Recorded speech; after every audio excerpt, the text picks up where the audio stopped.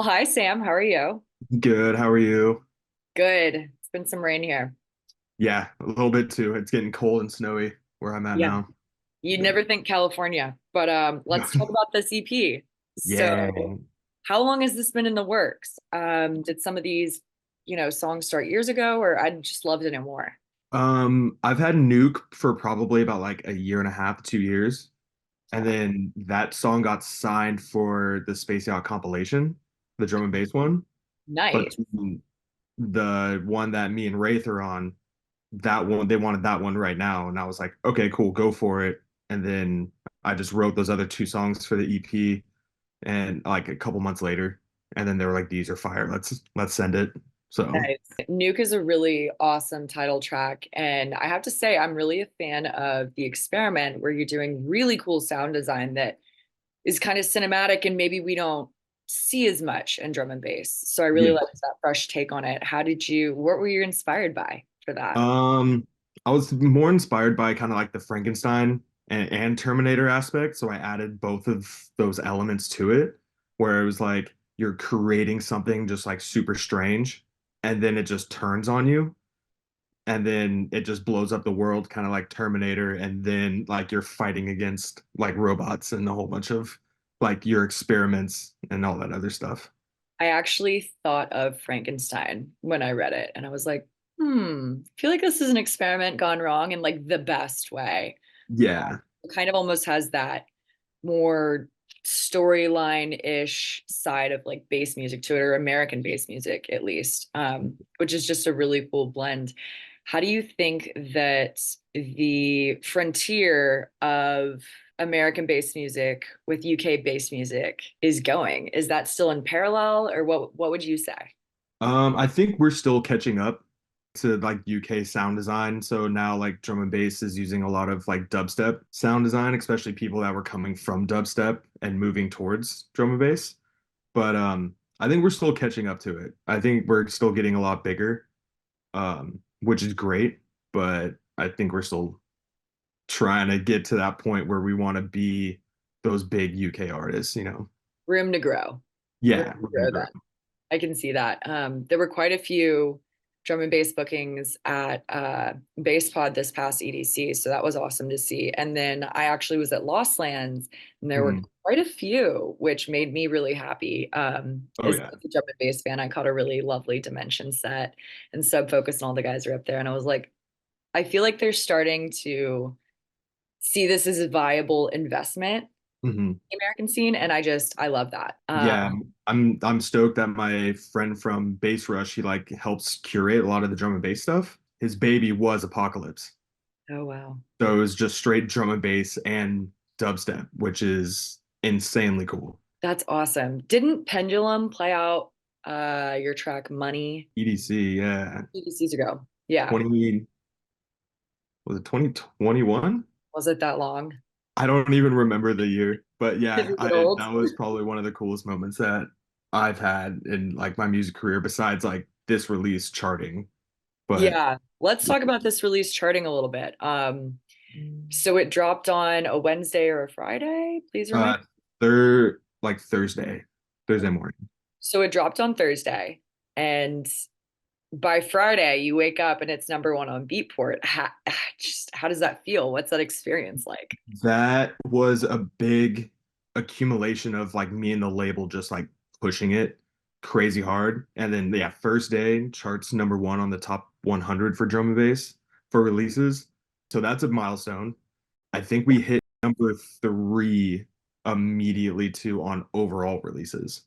Wow, okay, I didn't know that. So Yeah. number one in drum and bass and number three on overall on Beatport. That's amazing. Yeah. Congratulations. Thank you. Yeah, that was big. And then throughout the week, we just kept growing, especially on the top 100, and then for drum and bass. And then we went to number two a couple days later in the 100 or top releases on all of Beatport. And then it went from like Wednesday to that Thursday, we went to number one for like a day, and it was the best feeling ever. That's incredible. I mean, having the top selling EP or just even project at all on Yeah. overall on Beatport is quite the accomplishment and a testament to how far your skill has come and how talented you are. Oh, thank Let's you. let's circle back to some of the production on the EP. What was something that maybe you learned crafting the other two songs around Nuke? It was more storytelling, probably, because I kind of had a direction what I wanted to do. Um, Sound design just kind of like it comes to me. So when I write music, I kind of don't think, I just like do. And it's like I just put more feelings into it than like overthinking. So I think when I wrote those two songs, it only took me a month. Nice.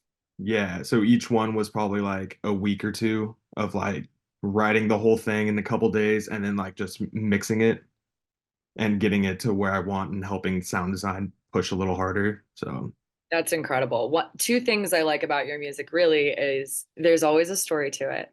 On yeah. the previous EP, there was an incredible story about basically a space battle, if I recall correctly.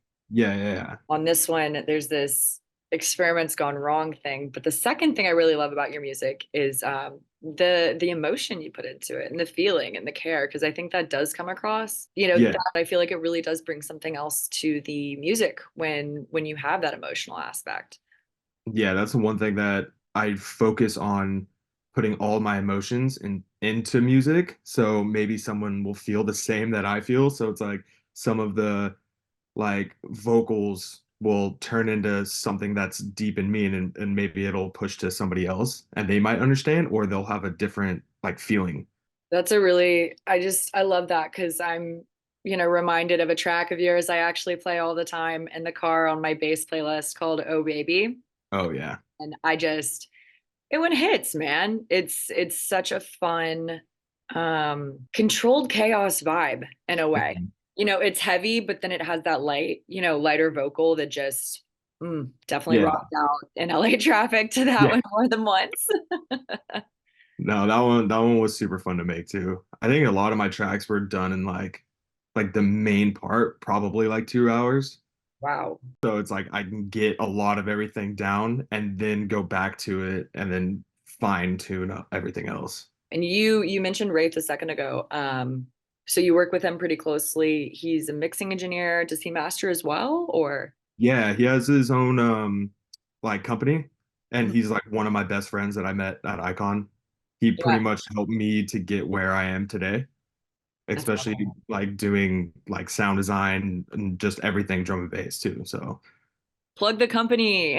uh Impact Sound Engineering. Awesome. That's what it is. Yeah. And he actually does like really good stuff and it's cheap. So if people wanted to get at him, like he has, I think it's like 60, $70 for master. That's incredible. What a Yeah. steal. Yeah. And like mix and mastering is probably like 80 to 100 depending. So, What genres does he do other than like completely killing drum and bass? Just curious for the um, producers watching. he's been doing pretty much everything. Like he's doing trap, hip hop, like techno. He does honestly whatever you need, which is great. And he's gonna freak out that I'm plugging him out right now too. So, Hell yeah. Well, you got that. Impact Sound Engineering. yeah. That's awesome, dude. Uh, Yeah. Rafe, you're welcome.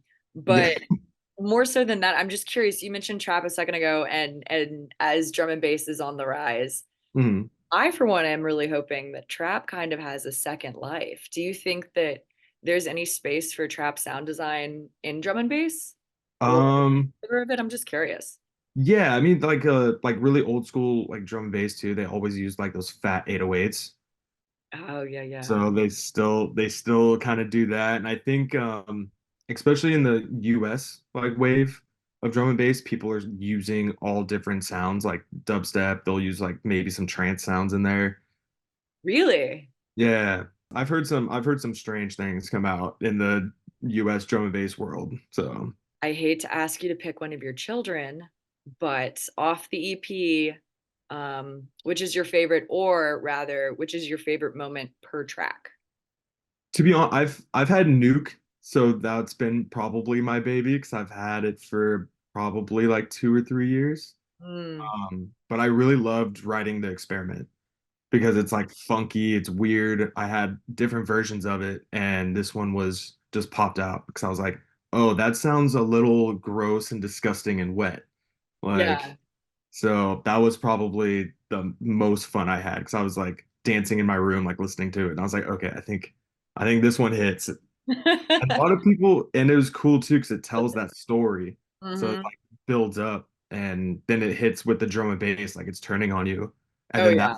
that's when the EP really starts to get going with the jump up like drum and bass at the end. It's funny, that's exactly what I thought too. I was like, "Oh, we're here now. This is where it really starts." Yeah, yeah, yeah. Just really cool moment. Could you see yourself making an edit of the experiment or maybe going back to a previous version just for sets? Potentially, I really want to do a Nuke VIP though. Mm, So I have been thinking about reaching out to Space Yacht and doing like a Nuke Part 2. oof. And then so it would be like a Nuke VIP, but it would be like the end of the war type of Cool. storytelling. So it would feature like a Nuke VIP and then a couple more tracks. It would kind of be like the intro for the this one, but it would be like your like the humans or whatever are like distraught. So it could be like something not like weird but more cinematic. And Ooh. then Nuke Part 2 would be like, cool, humans are coming to destroy the experiments and monsters, whatever they created. And then the last version would be like, oh, maybe victory, or it could be, nope, they all died. So that's still up in the air. That'd be pretty bleak. I mean, your work does draw a lot from sci-fi. What are some of the pop culture references that you really love? I mean, Terminator was mentioned. Yeah, Terminator. Actually, in the experiment, I used Young Frankenstein Wow. for the drop. Um, I've used a lot of Dune, or my Golden Path track was Dune sampled, and That's then the Golden Path was actually a part of the story of Dune. oh wow. Yeah, so like Uh, one of the guys like ODs on spice, oh so wow. then he like sees what's gonna happen, and he's gonna like save everybody from his OD like experience. And then I used a lot of Star Wars references and stuff in a couple of my songs. So I'm just a big nerd wanting to put all those little things in there. I mean, we're all nerds about what we're passionate about. Yeah. You've used video games too in the past, right? I remember some samples of that on your Yeah. EP. They were I just think Nuke too, I used like the Nuke sound from Call of Duty. So I stole that one for sure. It's a war and steel when it turns out so good. So, Yeah, right. well, it was so good to chat with you. Yeah, same. Can't wait for more. Hopefully, Nuke VIP does happen, Space Yacht, Yeah. and we'll catch up with you later. Yeah, yeah, definitely. Thanks for having me. Absolutely.